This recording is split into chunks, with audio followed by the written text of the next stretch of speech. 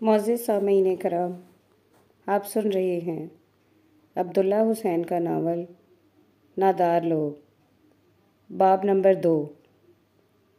یکایک یعقوب عوان کے کان میں ایک مانوس آواز پڑی۔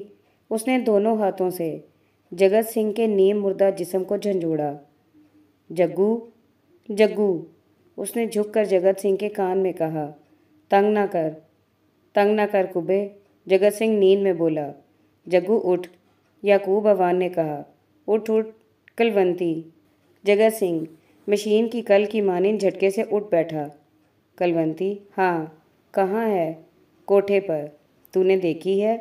ہاں، اپنی آنکھوں سے، مجھے آواز آئی ہے۔ کبے، جگت سنگھ اٹھ کر بیٹھا۔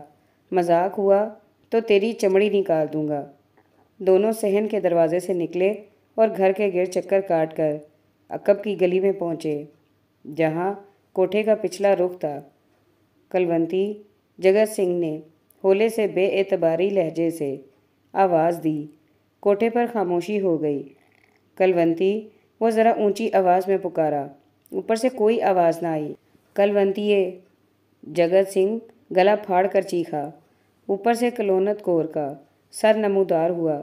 جگو، دفع ہو جا، وہ بولی۔ کلونتی، نیچے آ۔ چپ کر جگو، میرا بھائیا دلان میں سویا ہے، جاگ پڑا تو تیری چمڑی اتار دے گا۔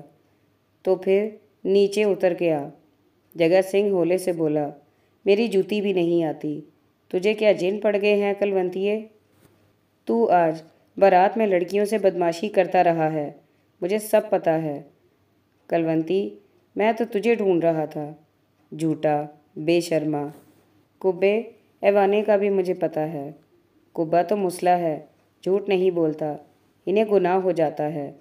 جھوٹا بے شرما، نیچے تو اتر کے آ، میری جوتی بھی نہیں آتی۔ چل جوتی ہی پھینک دے۔ واہ، میری نئی جوتی ہے، تیرے سر میں بھی نہیں مارتی۔ کلونتیے، جگت سنگھ پھر دھاڑا۔ چپ کر جگو، تیری موت آئی ہے، میں جا رہی ہوں۔ اچھا جوتی تو پھینک، نہیں تو شور مچا دوں گا۔ یہ لے۔ کلونت کور کی ایک جوتی اڑتی ہوئی آئی، جسے جگت سنگھ نے ہوا میں جھپک لیا۔ اب ایک جھلک تو دکھا جا۔ کلونت کور نے ہاتھ کا پنجہ پھیلا کر کھلا دکھا دیا۔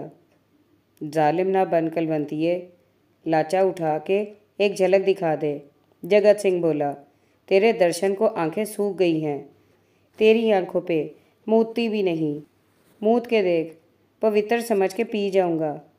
اوپر لڑکیوں میں کھٹمٹ شروع ہو گئی۔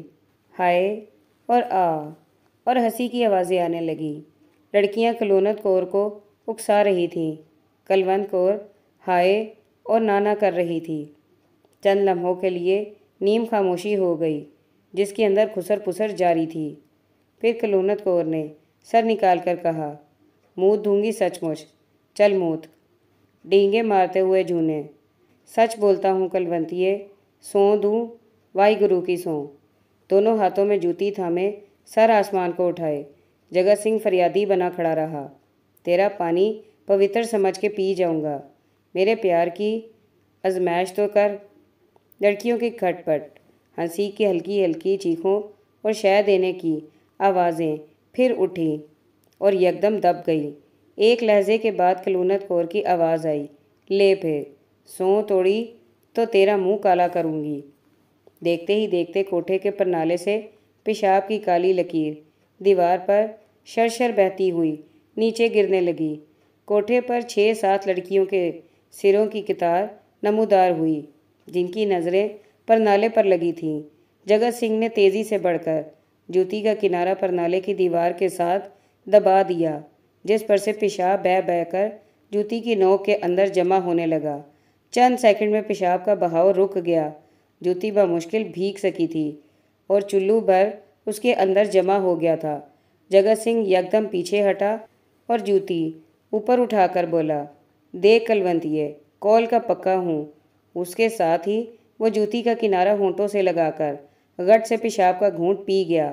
ہا ہا، تیری ران کا امرت دارو سے میٹھا ہے کلونتیے، اب تو نیچے اتر کے آ۔ کوٹھے پر ہائے اور اوئی اور چھوٹی موٹی ہنستی ہوئی چیخوں کا شور اٹھا۔ دیوار سے سروں کی قطار غائب ہو گئی اور بھاگتے ہوئے پاؤں دبڑ دبڑ کرتے سیڑھیاں اتر کر صحن میں غائب ہو گئے۔ بھینس کی طرح موتی ہے، جگت سنگھ نے پرنالے پر پھیلتی ہوئی کالی لکیر کو دیکھتے ہوئے کہا۔ پھر وہ مردہ سی آواز میں یعقوب عوان سے بولا، منہ تو حرام کی راہ ہی گیا، چلی گئی ہے ماں کی۔ اس نے جوتی گلی میں پھینکی اور وہیں پر ڈھہ گیا۔ یعقوب عوان بھی اس کے ساتھ دیوار سے ٹیک لگا کر بیٹھ گیا۔ تھوڑی ہی دیر میں دونوں کے سر چھاتیوں پر ڈھلک گئے اور وہیں بیٹھے گہری نیند سو گئے۔ نیند کی حد تک پہنچتے پہنچتے یعقوب عوان کے کان میں ایک بار پھر اس اکیلی عورت کے گانے کی مدھم سی آواز ابھر کر آئی، مگر غنودگی کے زور میں اسے پتہ نہ چل سکا کہ یہ تان اس کے خواب سے پیدا ہو رہی تھی کہ فی الحقیقت وہ عورت پچھلے صحن میں نیند سے آری آنکھیں لیے بیٹھی گا رہی تھی۔ بیاہ کی رات اپنے آخری دموں پہ آ پہنچی تھی۔ جب یعقوب عوان کی آنکھ کھلی تو سورج نکل آیا تھا۔ جگت سنگھ جا چکا تھا۔ دن چڑھنے کے باوجود گلیوں میں کسی آدمی، عورت یا جانور کی ہلچل دکھائی نہ دیتی تھی۔ معلوم ہوتا تھا جیسے گاؤں کے باسی زیر زمین چلے گئے ہوں۔ 24 گھنٹے کے بے آرام بدن کو اٹھائے بھاری قدموں سے یعقوب عوان اپنے گھر کو جا رہا تھا کہ ایک گلی پار کرتے ہوئے اس کی نظر گاؤں کے باہر ایک کھیت پہ جا پڑی۔ وہاں ایک مجمع لگا تھا۔ لگتا تھا جیسے سارے کا سارا گاؤں نکل کر وہاں جمع ہو گیا ہو۔ یعقوب عوان منہ اٹھا کر اس طرف کو چل دیا۔ لوگوں کا ہجوم ایک دائرے کی شکل میں بے آواز کھڑا تھا۔ دائرے کے اندر ایک خیمہ، 4-6 گھوڑے اور چند متحرک سر نظر آ رہے تھے۔ یعقوب عوان ابھی کچھ دور ہی تھا کہ ایوب عوان اسے دیکھ کر مجمع سے بھاگتا ہوا نکلا اور بیٹے کو اپنے لہیم حشیم جسے کی اوٹ میں لے کر اپنے آگے ہانکتا ہوا پیچھے کو لے چلا۔ تو کہاں تھا نامراد؟ وہ نیچی آواز میں بولا۔ سارے گھر چھان مارے ہیں۔ چل، منہ سے کچھ نہ بول۔ گھر جاؤں؟ یعقوب عوان نے پوچھا۔ نہیں نہیں، گھروں کی تلاشی ہوگی۔ اپنے کماد میں جا کر چھپ جا۔ ابا، کیا ہو رہا ہے؟ بات نہ کر، جھک جا۔ جھک کے چل، میرے آگے آگے رہ، ادھر ادھر نہ ہو۔ چل چل، کماد میں جا کر بیٹھ جا۔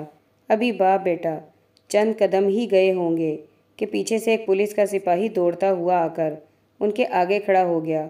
اس نے جھک کر چلتے ہوئے یعقوب عوان کو گردن سے پکڑ کر سیدھا کھڑا کر دیا۔ بچہ معذور ہے حوالدار صاحب، ایوب عوان نے سپاہی کی منت کی۔ اس کو آنکھوں سے دکھائی نہیں دیتا، کمر سیدھی نہیں کر سکتا، پیدائشی نقص ہے۔ معذور ہے حوالدار صاحب، میرا ایک ہی بیٹا ہے، سب پتہ چل جائے گا چودھری۔ سپاہی بولا، معذور ہے تو ڈاکٹری کے بعد وصول کر لینا۔ وہ یعقوب عوان کو بازو سے پکڑ کر چلاتا ہوا لے گیا۔ اسے بخار بھی آتا ہے حوالدار صاحب۔ ایوب عوان نے نا امیدی کی حالت میں آخری کوشش کی۔ ڈاکٹر صاحب کو بتا دینا میرے لائق جو خدمت ہو میں تیار ہوں۔ ڈاکٹری میں یعقوب عوان فٹ نکلا۔ بھرتی کرنے والے قافلے نے الصبح اچانک گاؤں میں پہنچ کر خیمہ لگا دیا تھا۔ سرکردگی ضلع کا انگریز افسر کر رہا تھا۔ باقیوں میں ایک ڈاکٹر اور اس کا عملہ، محکمہ مال کا پٹواری اور ذیلدار اور تھانے دار کے ہمراہ پولیس کی ایک پوری گار تھی۔ اس کے علاوہ جہان آباد کا ملک عالم جہاں عوان، جو برادری کا بڑا جاگیردار تھا، انگریز افسر کے ساتھ ساتھ تھا۔ ملک عالم جہاں کے باپ صوبے دار جہاں خان کو انگریز حکومت کی جانب سے ملک میں مختلف بغاوتیں دبانے کے صلے میں سند، تمغہ اور پینشن کے علاوہ بار کے علاقے اور سندھ میں ملا جلا کر 40 مربع غیر آباد زمین عطا کی گئی تھی۔ یہ زمین اس نے آباد کرنے کی بجائے اپنے علاقے میں جہاں کا وہ رہنے والا تھا پرائیویٹ مالکان سے معاملہ طے کر کے 8 مربع زرخیز زمین کے بدلے میں دے دی تھی۔ یہاں اس نے جہان آباد نامی گاؤں کی بنیاد ڈالی۔ صوبے دار جہاں خان اور اس کی اولاد گو پنجاب کے بڑے زمینداروں میں شمار نہ ہوتے تھے، مگر برادری اور تعلیم کی بنا پر اثر و رسوخ میں دور تک پہنچ رکھتے تھے۔ ضلع کی حد تک ہر آنے جانے والے افسر کے ساتھ ان کا میل جول رہتا تھا۔ گاؤں سے صرف چند نوجوان لڑکے دستیاب ہو سکے تھے جو ڈاکٹری کے لیے ننگے بدن صرف جانگھیے پہنے ایک قطار کے اندر سرد ہوا میں کھڑے کپ کپا رہے تھے۔ جب ڈاکٹر ان کے جانگھیے گرا کر معائنہ کرنے لگا تو لڑکوں نے مزاحمت کی۔ انگریز افسر نے قریب جا کر ہاتھ میں پکڑے ہوئے بیت کی مدد سے ایک لڑکے کا جانگھیا کمر سے نیچے کیا۔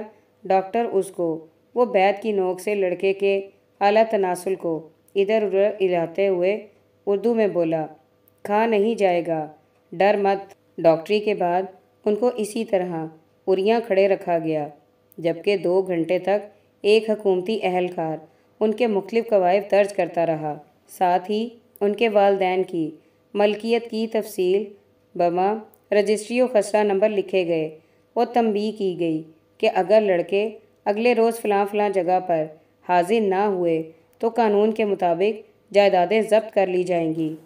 انگریز افسر برجس پہنے اپنا بیت ہاتھ میں لہرا کر اردو بول بول کر گاؤں کے لوگوں کو دھمکیاں دے رہا تھا۔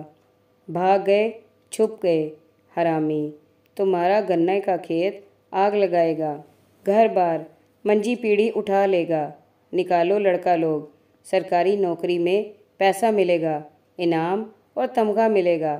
پھر وہ عالم جہاں عوام سے مخاطب ہوا۔ عالم، وہ بولا، ہم تمہارے سے خوش نہیں ہے، تم نے بولا 50 آدمی اور 10 گھوڑے دو گے، ادھر بس 8 لڑکا لوگ نکلا۔ صاحب بہادر، عالم جہاں عوام نے سینے پہ ہاتھ رکھ کر کہا، ہم وعدے کے مطابق دے گا، ابھی اور بہت جگہ ہیں، ہم بندے پورے کرے گا اور 10 گھوڑے اپنے پاس سے دے گا، ورنہ تمہارا گھوڑی کا مربع واپس لے گا۔ افسر نے دھمکی دی۔ پہلی جنگ عظیم شروع ہو چکی تھی۔ یعقوب عوان اس وقت 17 برس کا تھا۔ گاؤں سے بھرتی ہونے والے 8 لڑکوں میں جگت سنگھ شامل نہ تھا اور یعقوب عوان سوچ رہا تھا کہ جگو کہاں جا کر چھپا ہوگا۔ جب بھرتی والے چلے گئے تو جگت سنگھ نے آ کر بتایا کہ وہ کسی کھیت میں نہیں بلکہ اپنے کھلیان میں توڑی کے ڈھیر کے اندر چھپ کر بیٹھا رہا تھا۔ اس کی ناک کے اندر توڑی کے باریک تیلے بھر گئے تھے جن کی وجہ سے وہ مسلسل چھینکیں مار رہا تھا۔ ایک روز کی مہلت کے بعد جب نوجوان گاؤں سے رخصت ہوئے تو ماؤں نے وین کیے، بہنوں نے سینے پیٹے اور گاؤں کی ایک ایک عورت نے آنسو بہائے۔ یعقوب عوان کے دل کو کوئی بے چینی نہ تھی۔ اس وقت اسے علم نہ تھا کہ وہ 3 سال پہ محیط ایک ایسے سفر پہ روانہ ہو رہا تھا جس کے خاتمے پر اس کی زندگی کا رخ بدل چکا ہوگا۔ اب 58 سالہ بڈھے کو آخری لمحوں میں اپنی جوانی کا وقت یاد آیا جو یہ سب مناظر اپنے دامن میں سمیٹے چشمے زدن میں اس کی آنکھوں کے سامنے سے گزر گیا۔ اس کا لہو جو اس کے پاؤں کو ہمیشہ کے لیے خیر بات کہہ کر کمر تک آ چکا تھا، ایک لہجے کے لیے چھلکا مگر دور تک مار نہ کر سکا۔ یعقوب عوان نے آنکھیں میچ لیں۔ آگے بہت سے نظارے ایک کے بعد ایک دوڑتے بھاگتے ہوئے گزر گئے۔ فوج کی مشقیں، بحری جہاز کا سفر، ڈبوں کا جمع ہوا مزیدار میٹھا دودھ، اجنبی ملک کے میدان جنگ، بارود کی بو اور دماغ پھاڑنے والے دھماکے، خندقیں، سردی، خون، خون اور کیچڑ اور سردی، سالوں سال چلتا ہوا یہ سلسلہ ایک لمحے کے اندر سکڑ کر ایک اور خندق کے منظر پہ جا رکا۔ یہ یعقوب عوان اور اس کے ساتھیوں کی آخری خندق تھی۔ اس خندق میں رات کے 12 بجے دشمن کی طاق میں بیٹھے بیٹھے اس کی جان حلق میں آ کر پھنس گئی تھی۔ اوپر کی سانس اوپر اور نیچے کی نیچے رہ گئی۔ چند ہی سیکنڈ کی تگ و دو کے بعد یعقوب عوان ہار کر جی چھوڑ بیٹھا۔ کیچڑ کی دلدل میں گرتا پھسلتا موت کے خطرے سے بے نیاز ہو کر وہ خندق سے نکلا اور پیچھے کی جانب بھاگ کھڑا ہوا۔ ابھی چند قدم ہی چلا ہوگا کہ ٹانگیں جواب دے گئیں۔ سینہ ایسے تھا جیسے منہ بوجھ تلے دبا ہوا ہو اور اندر کچلی ہوئی سانس ہو کے ختم ہوتی چلی جا رہی تھی۔ آنکھوں کے آگے رات کی سیاہی میں پیلے اور سرخ رنگ کی پھلجھڑیاں چھوٹ رہی تھیں۔ کسی کے کھیت کی گیلی مٹی پہ چت لیٹے، ایک اجنبی آسمان کو ٹھہری ہوئی نظروں سے دیکھتے ہوئے اس کی آنکھوں سے آنسو بہنے لگے۔ اس نے سوچا کہ نہ بدن پہ زخم آیا، نہ خون نکلا، اور موت نے آ کر اس کا سینہ دبوچ لیا ہے۔ ہائے ماں! اس نے فریاد کی۔ جب وہ ہوش میں آیا تو اسی طرح چت لیٹا تھا اور ایک وسیع و عریض سفیدی اس کی آنکھوں کے سامنے پھیلی تھی۔ اس کے ذہن کی حالت ایسی تھی کہ جیسے ایک سفید بے داغ سرزمین ہو جس پہ یاد کا نام و نشان نہ ہو اور عمر کا کوئی سراغ نہ ملتا ہو۔ کئی لمحوں تک وہ اسی طرح سوچ میں رہا کہ وہ کون ہے اور کہاں پر ہے۔ اس کا خیال ایک مقام پہ معلق تھا۔ جس شے نے آخر اس کی سوچ کو ٹھوکا دیا وہ اس کی سانس تھی جو اس کے سینے میں پھنسی تھی۔ یوں محسوس ہوتا تھا جیسے ایک لمبی سی کانٹے دار شاخ تنگ سے سوراخ میں سے گھسیٹی جا رہی ہو۔ سانس کی آمد و رفت جو ان دیکھی اور انجانی صورت میں رواں رہتی تھی، اب درد کا کاروبار بن چکی تھی جو پھیپھڑوں کو چھلنی کیے جاتی تھی۔ آہستہ آہستہ اس کی یاد اوت کر آئی اور اس کھیت کی گیلی مٹی کو اس نے اپنے ہاتھوں پہ محسوس کیا جہاں لیٹے لیٹے سیاہ آسمان پہ اس نے اپنی موت کے نقشے کی جھلک دیکھی تھی۔ اس کی آنکھوں کے آگے سفیدی ہسپتال کے چھت کی تھی اور سینے کا درد وہ روگ تھا جو اس کی جان کے ساتھ عمر بھر رہنے والا تھا۔ نیم بے ہوشی کی حالت میں ہی اسے فیلڈ ہسپتال سے بڑے ہسپتال میں منتقل کر دیا گیا تھا۔ اسے علم ہوا کہ وہ اور اس کے ساتھ لیٹے ہوئے 20 لوگ دشمن کی زہریلی گیس کے حملے کا شکار ہوئے تھے، جس میں نہ بو تھی نہ رنگ، مگر جو سانس کی نالی میں پتھر بن کر بیٹھ گئی تھی۔ کئی مہینوں کے علاج کے بعد اسے چند روپوں کی پینشن پر گھر بھیج دیا گیا۔ گاؤں سے جانے والے 8 لڑکوں میں یعقوب عوان اکیلا بچ کر آیا تھا۔ اس کی آمد پر دوسرے 7 مرنے اور جنگ میں لاپتہ ہونے والوں کے کنبوں نے اس کے سر پر ہاتھ پھیرنے کے بعد ازسرنو ماتم کیا تھا۔ یعقوب عوان کا سینہ اس درجہ کمزور ہو چکا تھا کہ کاشتکاری کی مشقت کے قابل نہ رہا تھا اور دن رات کھانسی کے شدید جھٹکوں کی وجہ سے سانس دھونکنے کی صدا پیدا کرتی تھی۔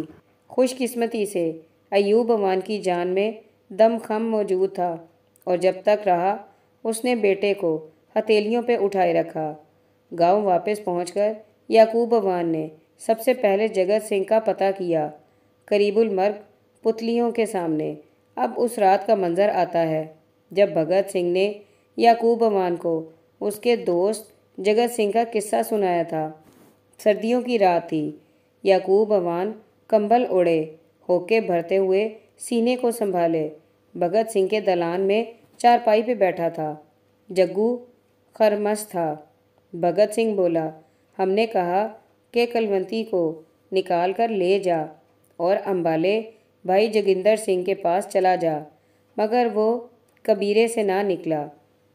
تو لام پر چلا گیا تھا۔ یعقوب عوان تیرے پیچھے 1 سال کے اندر جگو نے ایسی کاٹھی نکالی کہ کیکر کے درخت میں اس کا سر چھپتا تھا، پر اس کی عقل پیروں میں اتر آئی تھی۔ واردات سے 2 دن پہلے اس نے اپنے دھان کے کھیت کو جلا دیا۔ وہ کیسے بھیا جی؟ میں اسی جگہ پر بیٹھا ہوا تھا جہاں اب تو بیٹھا ہے کہ میری نظر میں دھوئیں کی ایک لاٹ آئی جو آسمان کو جا رہی تھی۔ باہر نکل کر دیکھا کہ اپنی تیار منجی دھڑ دھڑ جل رہی ہے۔ سارے گاؤں نے بالٹیاں بھر بھر کے پانی پھینکا تو ایک کونا ہی ٹھنڈا ہوا۔ اندر سے جگو کلونتی کی باں پکڑے ہوئے نکل کے باہر آیا۔ پھر بھائی جی، پھر کیا ہونا تھا؟ سارا کھیت آگ میں جل کر کوئلہ ہو گیا، زمین کی مٹی تک کالی ہو گئی تھی۔ وہ تو خیر ہوئی کہ ادھر ادھر کے کھیت خالی تھے، وہ آگ پکڑ لیتے تو گاؤں پہ فاقے آ جاتے۔ تجھے پتہ ہے کہ ہم تو سب سے پہلے بیائی کرتے ہیں، ہماری نئی فصل سب سے پہلے تیار ہوتی ہے اور بھاؤ اونچا لگتا ہے۔ جگو نے سب غرق کر دیا۔ میں نے پوچھا کہ تو نے یہ کیا کسب کیا؟ تو بولا کہ بھائیا میں نے تو اس کا منہ دیکھنے کو تیلی جلائی تھی۔ گرو کی مار، منہ دیکھنے کی کیا ضرورت تھی؟ خرمست کا بچہ بولا، بھائیا تجھے ان باتوں کی کیا سمجھ کیوں نہیں؟ میں نے کہا، بیاہ کر کے لایا ہوں کہ نہیں؟ کہنے لگا، اس سے کیا ہوتا ہے؟ میں تو کلونتی پر عاشق ہوں، میرا دل چاہا تھا اس کا منہ دیکھوں۔ اب تو بتا، خرمست نہیں تو کیا تھا؟ پھر بھائیا، جب وہ دونوں کھیت سے بھاگ کر نکلے تو آگے آدھا گاؤں کھڑا تھا۔ بیان سنگھ نے منہ سے کوئی بات نہ کی، بس کلونتی کا ہاتھ پکڑ کر گھر لے گیا۔ مجھے اسی وقت شک ہو گیا تھا کہ کچھ نہ کچھ ہو کر رہے گا۔ جگو اور کلونتی کا سب کو پتہ تھا۔ بات طریقے سلیقے میں رہتی تو کام چلتا جاتا، مگر اس رات کو سارے گاؤں کے آگے بیان سنگھ کی پگ اتر گئی۔ میں نے جگو سے کہا، چل امبرسر ہی چلا جا۔ تھوڑے دن باپے کرنیل سنگھ کے پاس گزارا۔ خرمست تھا، کسی کی ایک نہ سنتا تھا۔ تیسرے دن سویرے میں باہر نکلا تو اسی سڑے ہوئے کھیت میں جگو اور کلونتی دونوں کٹے پڑے تھے۔ گاؤں کے اندر کسی بشر نے ان کی آواز بھی نہ سنی تھی۔ بیان سنگھ پکڑا گیا۔ ہاں، مہینہ حوالات میں مار کھا کر گھر آیا تھا، پکا نکلا، کچھ بکا نہیں، کوئی ثبوت نہ نکلا۔ تجھے پتہ ہی ہے گاؤں میں کون گواہی دیتا ہے؟ پھر بھائیا، پھر کیا ہے؟ دیکھتا نہیں، آج 2 سال ہو گئے ہیں، پگ کو بل نہیں دیا۔ 9 پر لگا ہوں، جس دن ہاتھ پڑ گیا پار کر دوں گا۔ تیرا بھی یار تھا، جب تو گیا تو جگو ہر روز تجھے یاد کرتا تھا، مگر دکھائی دیتا ہے کہ تو لام سے نکارا ہو کر آیا ہے۔ اب یہ میرا کام ہے۔ ٹھیک ہے، غلطی جگو کی تھی، میں کہتا ہوں، منہ دیکھنے کی کیا ضرورت تھی؟ ہاں بھائیا، کیا ضرورت تھی، مگر بدلہ تو بدلہ ہے۔ یعقوبوان، ہاں بھائیا، رات اس قدر سرد تھی کہ درختوں کی کوکھ چٹاک پٹاک ہو رہی تھی اور کوہرا پہروں تلے کڑکڑاتا تھا۔ کسان آلووں کی فصل کو کیسوں ترپالوں سے ڈھانپ رہے تھے۔ یعقوبوان کمبل لپیٹے کپکپاتا ہوا گاؤں کے اندر کھڑا اس کھیت کو دیکھ رہا تھا جہاں کبھی دھان کی ایک بھری فصل جگت سنگھ کے عشق کی آگ میں جل کر راکھ ہو گئی تھی۔ اس کھیت میں اب کماد کی فصل کھڑی تھی۔ دیر تک وہ وہاں کھڑا بڑ بڑ کرتی آگ کے تصور کو دماغ میں لیے جگت سنگھ کے خوش دل چہرے کو تلاش کرتا رہا جو اب ہمیشہ کے لیے فرار ہو چکا تھا۔ پھر اچانک اسی کھانسی کا ایک جاں کش دورہ پڑا اور وہ وہاں سے لوٹ آیا۔